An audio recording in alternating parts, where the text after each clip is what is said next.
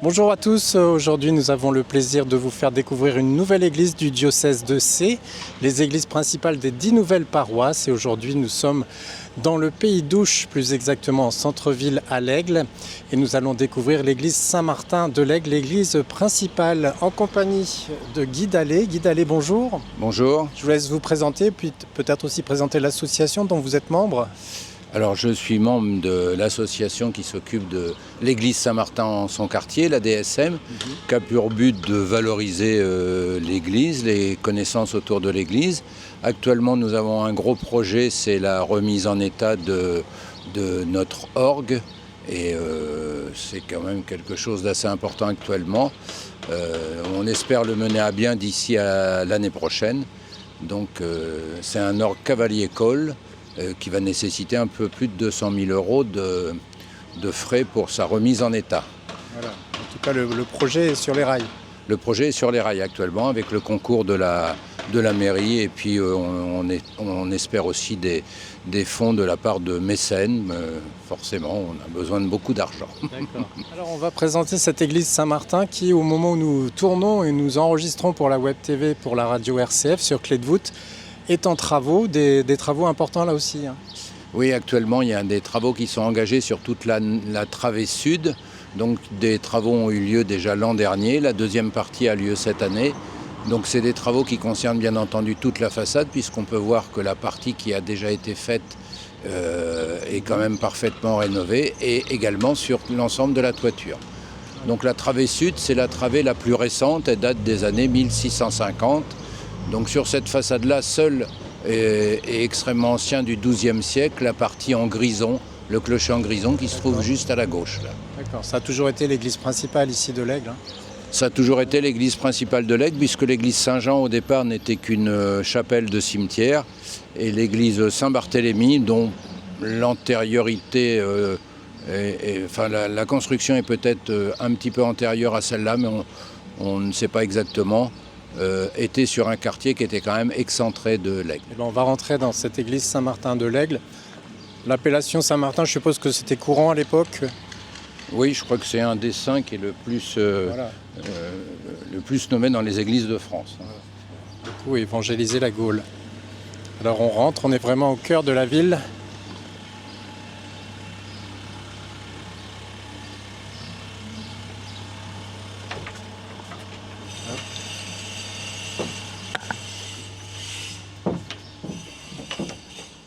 Devant le plan. Je vous emmène devant le plan pour vous expliquer les différentes dates de construction, enfin les parties au moins pour lesquelles on a la connaissance. Donc, ce qu'on a vu à l'extérieur tout à l'heure, c'était la nef sud, la plus récente, construite aux alentours des années 1550, excusez-moi. L'église primitive, il en reste toute la partie du chœur ici, donc 11e siècle. La partie fin 11e siècle, début 12e, le clocher qu'on a vu à l'extérieur en grison, c'est à peu près les seules parties qui restent. Toute la travée nord qui est ici a été construite en deux temps. D'abord la partie hôtel de la Vierge là-bas, chapelle de la Vierge qui a été construite vers 1426. Donc ça on le sait parce qu'on a fait des études dendrochronologie sur des poutres de la charpente qui nous montre qu'elle a été, ce sont des poutres qui datent de 1426. D'accord. Toute cette partie-là a été construite entre 1494 et 1499. Okay. Pareil, on a les dates de construction. Et cette partie-là, c'est la partie qui contient les cloches, en fin de compte, dont la porcienne, qui est une cloche de 1494 et qui fait 2000 livres, donc à peu près une tonne. 4000 livres, pardon, à peu près 2 tonnes. D'accord. Voilà, la nef centrale ici, qui est une nef de la fin du XVe siècle, dont c'est celle sur laquelle on a le moins de connaissances, en fin de compte. Concernant la nef sud, on a d'ailleurs toute une partie des factures qui se trouve toujours à l'évêché de Sées dans les archives. D'accord. Voilà, en fait, cette église, elle n'est pas très longue. Elle fait plus penser à un carré qu'à un grand rectangle. Oui, enfin, c'est un peu les églises primitives carolingiennes étaient souvent bâties avec une nef centrale et deux nefs descendantes comme ça au nord et au sud. À part qu'ici, les nefs nord et sud sont quand même d'une hauteur déjà assez intéressante. D'accord. Alors je vous suis. On commence par où? Oui. Alors, il faut savoir en fin de compte que cette église, le 7 juin 1944, il y a eu 2 bombardements à un quart d'heure d'écart, aux alentours de 14 heures. Et des bombes sont tombées sur la place sur laquelle on se trouvait tout à l'heure. Et l'ensemble des vitraux l'ensemble des vitraux de la nef nord et sud ont été brisés. Donc ils ont été refaits sur des thèmes identiques par un maître verrier qui s'appelait Max Ingrand, pour aller regarder un peu plus en détail, au moins pour ceux qui ne sont pas démontés. Alors ce qui est dommage, c'est que sur la nef, sur la partie sud de l'église là-bas, il nous manque le vitrail de Saint-Porcien qui est parti en rénovation, et lui qui est un vitrail du XVIe siècle et qui date de la même époque que la nef. Oui. Il nous reste actuellement 2 vitraux anciens, c'est celui-là, ainsi que celui qui se trouve ici, qui est où on voit en bas la châsse de Saint-Hubert. Au-dessus, il y a Saint-Médard, il y a le prêche dans le désert, Saint-Jean qui prêche dans le désert, et la descente de croix. Donc il est malheureusement un petit peu abîmé, mais ça c'est un vitrail qui date du XVe siècle. Un des cartouches qu'il y a au milieu nous le précise d'ailleurs. Il a été donné par la famille de Courdemanche. On en reparlera plus tard, mais ce qui frappe, c'est ce beau retable dans le chœur. Alors le rétable, c'est un rétable baroque, c'est un rétable de l'époque de la contre-réforme, puisque, comme beaucoup d'églises, l'église de Lègue a subi les outrages des guerres de religion. Donc il y avait un rétable primitif qui se trouvait ici, il y avait un autel primitif, il n'y avait pas réellement de rétable. Cette partie-là était la partie romane de l'église. Et en fin de compte, le vicomte de Dreux, je crois que c'est en 1562 ou 1564, qui a investi la ville de Lègue, pillé la ville de Lègue et détruit en partie l'église. Donc un nouvel hôtel avait été construit qui a disparu depuis, à la fin du XVIe siècle. Et au début du XVIIe, on a eu ce magnifique rétable baroque avec le tableau principal. Alors on va peut-être s'approcher du coup. Oui.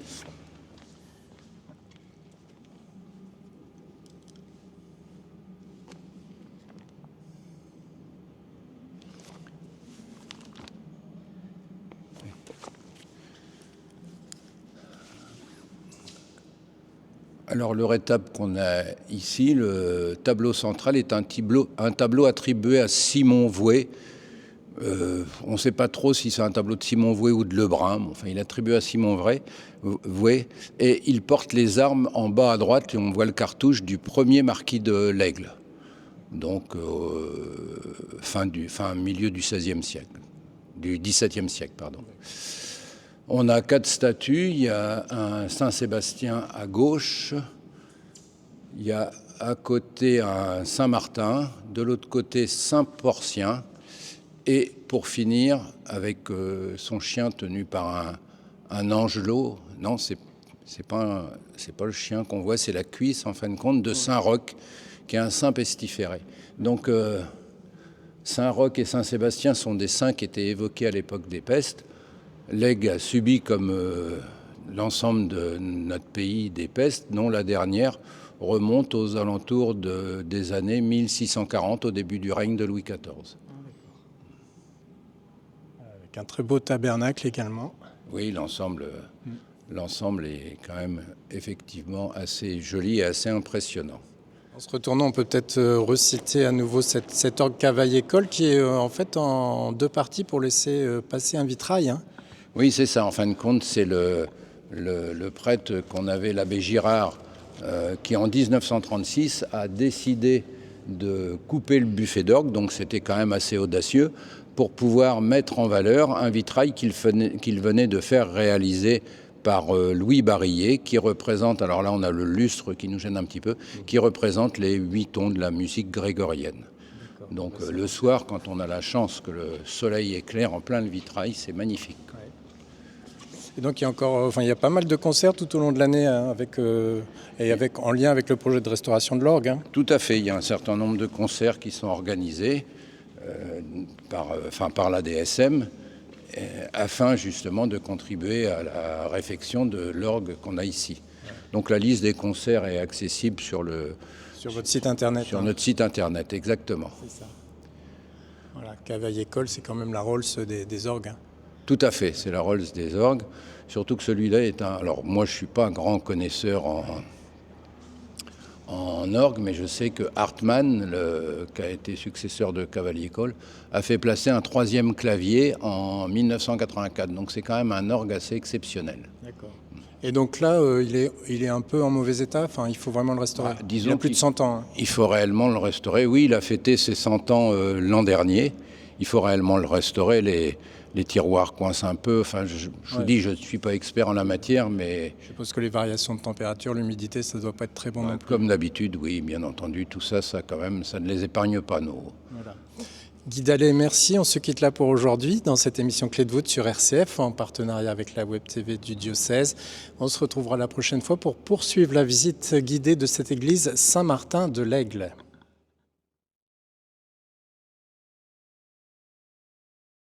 Eh bien, bonjour à tous. Nous voici à nouveau dans cette émission Clé de voûte sur RCF en partenariat avec la Web TV du diocèse de Sées. Une visite guidée des églises principales du diocèse de Sées, des 10 nouvelles paroisses. Aujourd'hui, nous sommes sur la paroisse Notre-Dame en Ouche, une nouvelle paroisse qui n'est pas si nouvelle que ça puisqu'elle existe déjà depuis un certain temps. Et nous sommes en compagnie de Guy Dallet, qui est membre de l'association des Amis de l'église Saint-Martin ici. Guy Dallet, bonjour. Bonjour. Alors la dernière fois, on a vu avec vous un peu l'extérieur, aussi la nef centrale avec le chœur et puis l'orgue qui concerne un grand projet de restauration. Et aujourd'hui, nous redémarrons la visite en passant sur l'un des côtés, au fond de l'église, et on est dans le baptistère. On est dans le baptistère. Alors le baptistère se trouve à l'extrémité, à l'entrée de la nef sud, on va dire, dans la partie la plus ancienne de l'église, qui est la partie en grison du XIe siècle. Et l'abbé, le curé de l'époque en 1936, l'abbé Girard, a demandé à Louis Barillet de décorer ce baptistère. Alors le baptistère en lui-même, il est magnifique, il est en marbre vert de Grèce. D'accord. Sur le mur ouest, il y a le baptême du Christ par Saint Jean-Baptiste, qui est une mosaïque de Louis Barillet également. Ici, dans la partie romane, une toute petite verrière, un tout petit vitrail qui représente Saint Paul. Tout l'ensemble a été réalisé par Louis Barillet. Et les portes sont en fer forgé. Sur celle-ci, donc toujours l'alpha, l'oméga, et puis les poissons, la représentation qui était une des plus appréciées des premiers chrétiens.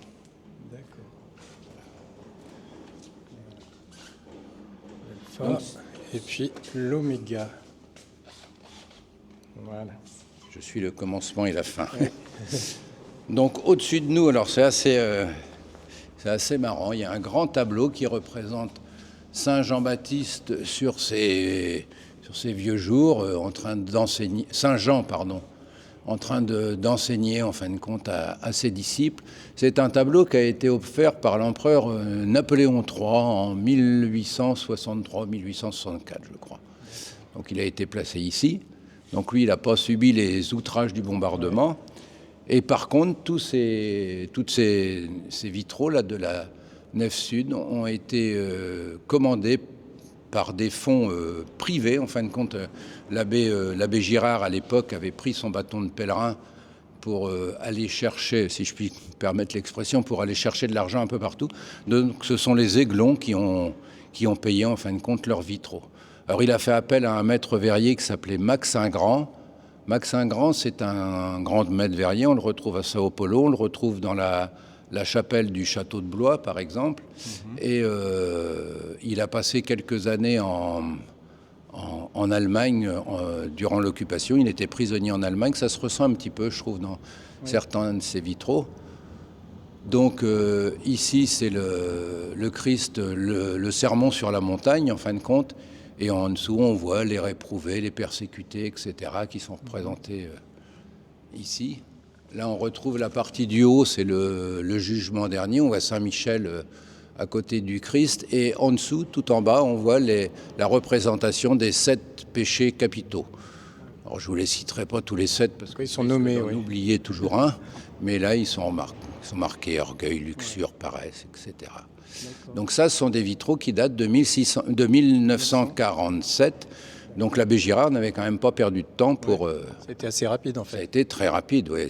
Il n'a pas attendu les fonds de la France, en fin de compte, il a fait ça en privé.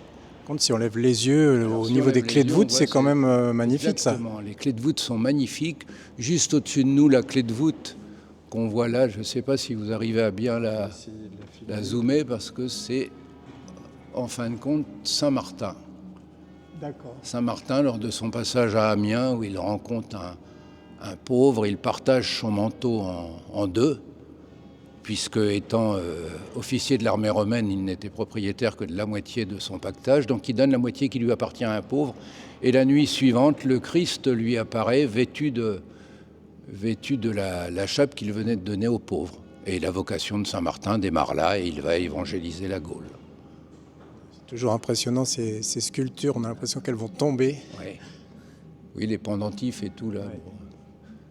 Il y a juste un côté de l'église qui a tous ces pendentifs. Tout à fait, oui, puisque ça c'est la partie du XVIe siècle, donc on est dans la période Renaissance, donc avec un travail quand même assez exceptionnel. Donc les deux vitraux du fond manquent, justement le vitrail de droite représente la partie que je viens de vous citer de Saint-Martin, à Amiens, lorsqu'il donne son manteau à un pauvre, et tout autour il y a un certain nombre d'événements de la vie de Saint-Martin, donc là vous n'en verrez rien. Et au fond c'est le vitrail de Saint-Porcien. Saint-Porcien, en fin de compte, oui, Saint-Porcien, en fin de compte, c'est le même que Saint-Pourçain, puisque les reliques de Saint-Pourçain, qui se trouvaient à Saint-Pourçain-sur-Sioule, ont été, on n'aime pas dire volées dans l'Église catholique, donc on dit qu'elles ont fait l'objet d'un transfert furtif de nuit. Oui. Des pèlerins les ont volés en fin de compte à Saint-Pourçain-sur-Sioule et arrivés ici le long de la Rille, la voie de Dieu, enfin là où la main de Dieu les aurait arrêtés, et les reliques ont donc été détenues après par l'église Saint-Martin-de-Laigne, et la confrérie de Saint-Porcien était la confrérie la plus puissante de l'église Saint-Martin. Alors on va peut-être poursuivre sur les vitraux, puisqu'on a commencé, on passe de l'autre côté de l'église.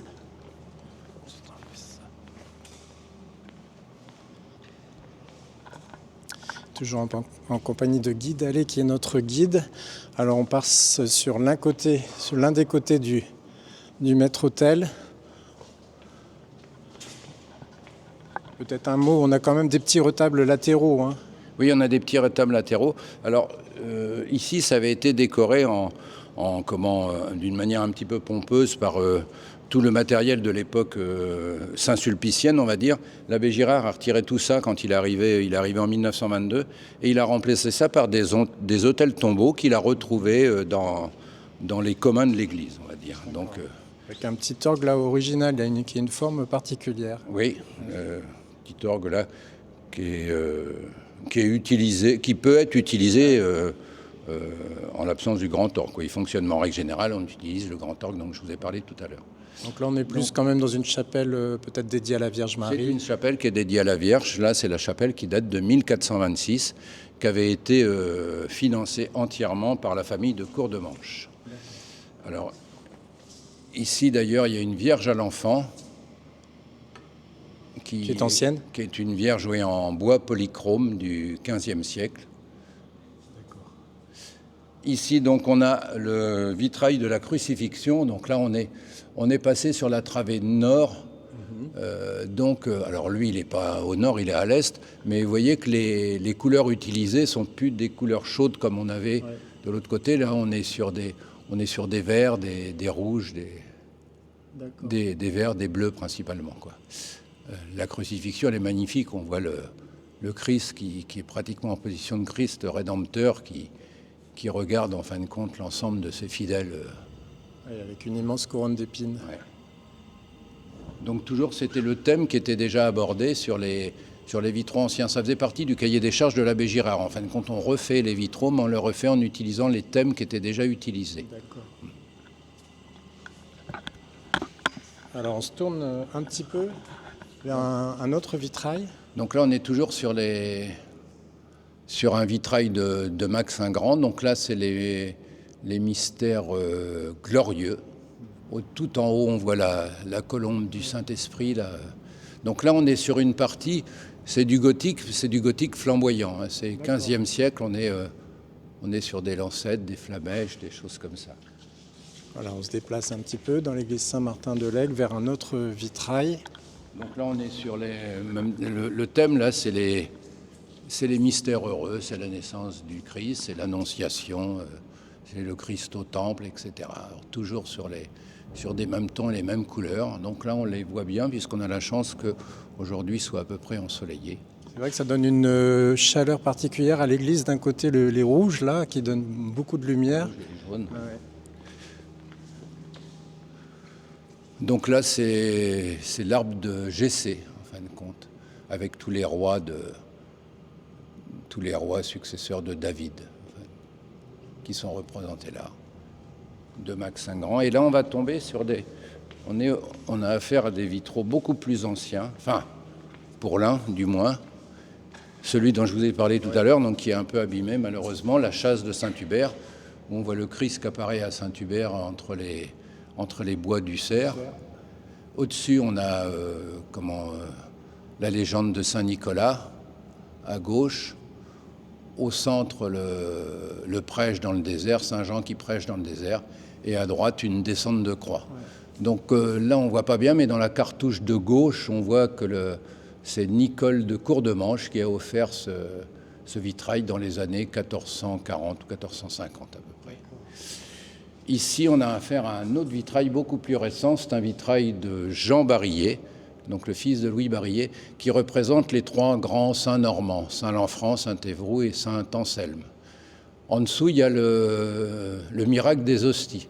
Alors le miracle des hosties, c'est quelque chose de très personnel à l'Aigle, puisque en 1554, un clerc de l'église de l'Aigle, un certain Lacour, je crois, aurait profané le tabernacle, volé les hosties, le ciboire et les hosties. Et en fin de compte, on raconte que des petits bergers, on est toujours sur des petits bergers dans les légendes en général, des petits bergers au nord de l'Aigle auraient vu des papillons volter dans un buisson. En fin de compte, en s'approchant, ils se rendent compte que ce ne sont pas des papillons, mais que ce sont des hosties. Le malheureux Lacour a été, lui rattrapé. Il a été, à l'époque, l'Aigle dépendait du diocèse d'Évreux, donc il a été jugé à Verneuil, qui dépendait également du diocèse d'Évreux. Et c'était donc en 1554. À l'époque, on rigolait pas avec tout ce qui était profanation. Et en fin de compte, il a eu la main droite coupée, celle qui avait volé les hosties, pendue devant la porte principale de l'église de l'Aigle. Et lui, il a été tout simplement brûlé. D'accord. Voilà. Pour l'histoire du miracle des hosties. Nous nous retrouvons aujourd'hui sur RCF dans Clé de voûte en l'église Saint-Martin de l'Aigle, l'église principale de la nouvelle paroisse Notre-Dame en Ouche. Une découverte en lien avec la Web TV du diocèse de Sées pour les images sur la chaîne YouTube du diocèse. Nous sommes en compagnie de Guy Dallet qui est notre guide aujourd'hui, qui fait partie de l'association des Amis de l'église Saint-Martin. Guy Dallet, bonjour. Bonjour. Alors on découvre une belle église qui est très riche, notamment en vitraux, en retables. Et là, on va s'arrêter dans cette dernière partie davantage sur la statuaire. Oui, donc là, c'est une statue qui est datée du XVIe, qui représente une Sainte Trinité. Donc, il faut savoir que jusqu'au XIVe siècle, on ne représente pas l'image de Dieu. C'est considéré comme profane. Là, on a une représentation de l'image de Dieu en trois personnes. Dieu le Père, qui est coiffé de la triple tiare, la tiare papale. Sur sa poitrine, on voit la colombe du Saint-Esprit. Et il devait porter, il ne l'a pu, il devait porter en fin de compte en travers de ses bras le patibulum. Le patibulum, c'est la barre horizontale de la croix sur laquelle le Christ a été crucifié. Donc c'était le patibulum avec le Christ. Cette partie-là a malheureusement disparu. De l'autre côté de la porte principale, on va retrouver un Saint-Jacques. Alors, Saint-Jacques, c'est un Saint-Jacques en bois polychrome qui est daté aussi du XVIe siècle, fin XVIe, début XVIIe. Et c'est un magnifique Saint-Jacques qui malheureusement a perdu l'an dernier son bourdon, qui a été volé par quelqu'un qui n'était pas très respectueux en fin de compte de toutes ces magnifiques statues qu'on a dans notre église. De l'autre côté, il a sa besace, il est représenté avec les coquilles, donc c'est un Saint-Jacques qui revient de Compostelle, puisqu'en fin de compte, il est allé jusqu'à Finistère pour récupérer des coquilles dont il orne son habit. Alors la confrérie de Saint-Jacques, après la confrérie de Saint-Porcien, était une très grande confrérie de l'Aigle, et il y a toujours un petit oratoire à la sortie de l'Aigle sur le chemin que les pèlerins empruntaient pour rejoindre la voie de Tours. Voilà, alors on se retourne, on est vraiment à quelques mètres vers Jeanne d'Arc. Alors on est devant une statue de Jeanne d'Arc. Alors, Jeanne d'Arc, en fin de compte, tout le monde la connaît, on n'a pas besoin de dire qui elle est, mais Jeanne d'Arc, en fin de compte, n'a été le procès en béatification de Jeanne d'Arc a été fait par Monseigneur Dupanloup, qui était archevêque d'Orléans à l'époque, donc dans les années 1870. Donc Jeanne, elle a dû attendre près de 500 ans pour être béatifiée, puis ensuite pour être sanctifiée, puisque elle ne l'a été que dans les années 1920 à peu près. Alors pourquoi on retrouve dans beaucoup d'églises des statues de Jeanne d'Arc ? Ça remonte plutôt au moment de la guerre de 14, où en fin de compte il fallait à nouveau sauver la France contre l'envahisseur. C'était plus l'anglais, c'était l'envahisseur qui venait d'outre-Rhin. Et les statues de Jeanne d'Arc, alors souvent en guerrière, ici elle n'est pas réellement, même si elle est représentée en armure, elle n'est pas vraiment dans une position guerrière, elle est plutôt en prière. Et c'est les représentations qu'on retrouve dans beaucoup d'églises. Alors on avance un peu plus près du chœur, ici en l'église Saint-Martin de l'Aigle. Juste au passage, on admire quand même cette chaire qui est de quelle époque environ ?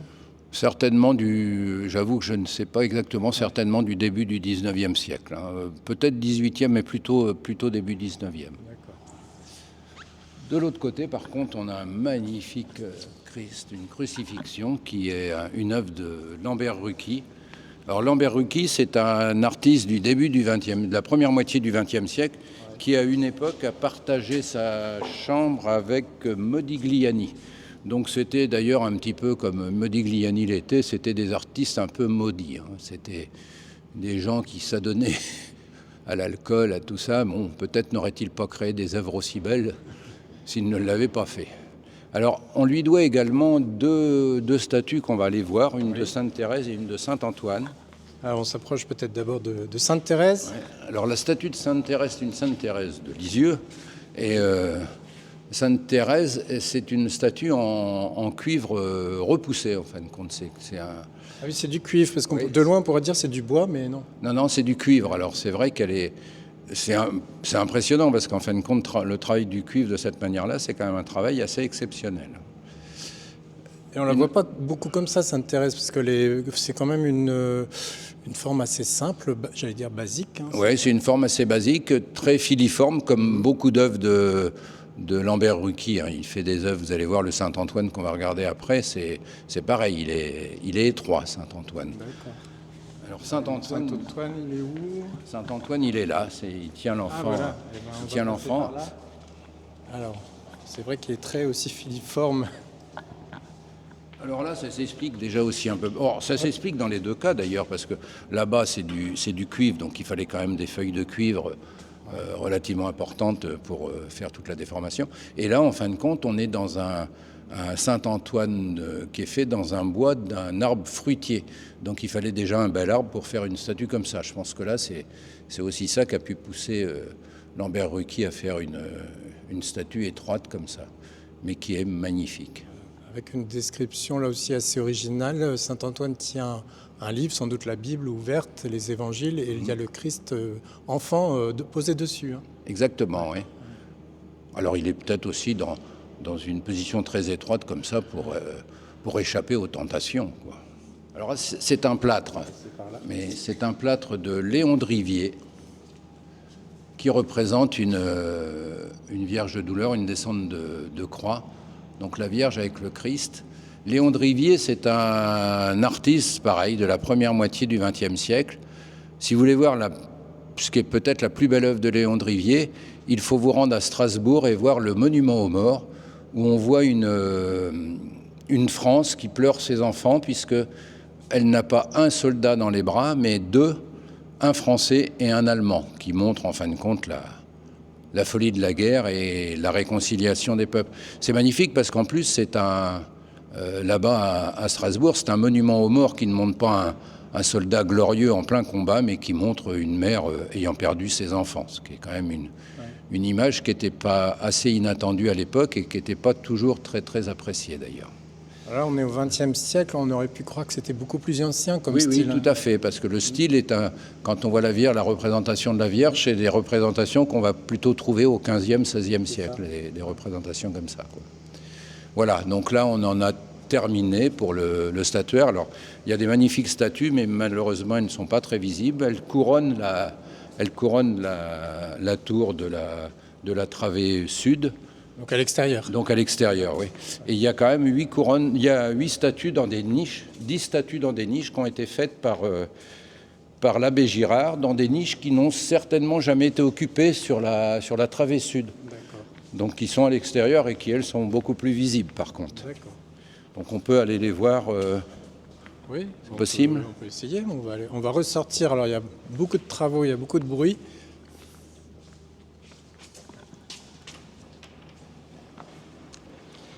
Voilà, on sort au soleil quand même.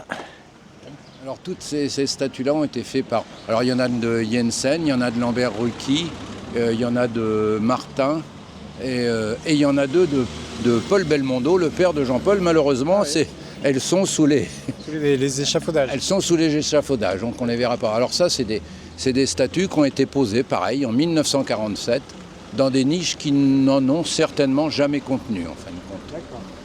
Voilà, on peut terminer. Voilà, on peut terminer là-dessus. Donc, en conclusion, par rapport à l'association des Amis de Saint-Martin, ici à Lègue, Guy Dallet, l'association est assez dynamique et elle pousse à continuer les restaurations. On a quand même une grande quantité de membres. Je ne sais pas vous dire exactement. Je crois que ça doit être de l'ordre au moins de la centaine. Et on a réussi quand même déjà à collecter un certain nombre de fonds qui ont permis, on a participé en fin de compte financièrement également à la rénovation de cette nef sud et on va participer à la hauteur maximum dans la rénovation de l'orgue puisque, comme vous le savez, en fin de compte, les aides, c'est pas toujours facile à obtenir. Il y a plusieurs sources de financement. Est-ce que la ville aussi vous aide un peu ? La ville va nous aider, effectivement, la ville nous aide. On essaie d'avoir aussi un dossier au niveau européen, c'est pas gagné. Mais c'est surtout des aides au niveau du mécénat et des gens de la région. Donc, voilà, plus des concerts réguliers dans l'année. Exactement, on fait des concerts. Il y a un certain nombre d'activités qui permettent de ramener un petit peu d'argent pour en fin de compte permettre la rénovation de cet orgue. Voilà. Alors on peut peut-être renvoyer ceux qui le désirent ou vous aider ou découvrir ce que vous faites sur Internet. Vous connaissez l'adresse du site ? Sur Internet, il y a le site de la DSM. Alors je crois que c'est église-saint-martin.com, non, en un seul mot. Ça doit être quelque chose comme ça, mais de toute façon, si vous tapez Église Saint-Martin, Église Saint-Martin de Lègue, ça va vous renvoyer sur la DSM. Voilà, un grand merci Guy Dallet pour cette visite guidée ici en centre-ville et en l'église Saint-Martin de Lègue. Une dernière question plus personnelle, votre coup de cœur pour vous, s'il y avait un élément qui attire davantage votre attention, c'est quoi ? Le Christ de Lambert-Rucki, je pense, et le vitrail de la crucifixion d'ailleurs, qui est le même thème de Max Ingrand. Et votre motivation pour vous engager dans cette association, c'est quoi ? C'est l'amour du patrimoine ? L'amour du patrimoine, le fait que je suis aussi chrétien catholique, mais j'aime beaucoup les vieilles pierres, j'aime beaucoup l'histoire, bien entendu. Et je ne voudrais surtout pas que ce magnifique patrimoine tombe, s'effondre et disparaisse, quoi. Évidemment. Évidemment. Eh bien, ce sera le mot de conclusion. Un grand merci. Une église, c'est qu'il y a le côté effectivement toujours cultuel, mais il y a aussi, bien entendu, le côté culturel de l'église, quoi. C'est ça. Merci beaucoup, Guy Dallet. À bientôt.